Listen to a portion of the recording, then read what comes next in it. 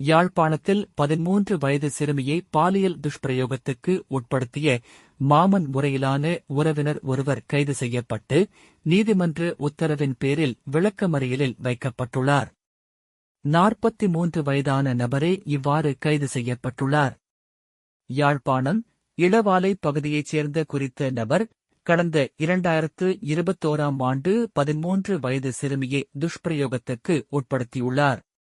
இது தொடர்பாக கடந்த 8ஆம் திகதி மானிப்பாய் போலீசாருக்கு தகவல் கிடைக்கப் பெற்றதையடுத்து போலீசார் குறித்த நபரை கைது செய்து விசாரணைகளை மேற்கொண்டனர். பின்னர் அவர் மல்லாகம் நீதவான் நீதிமன்றில் முற்படுத்தப்பட்ட போது அவரை 14 நாட்களுக்கு விளக்கமறியலில் வைக்குமாறு நீதிமன்று உத்தரவிட்டது.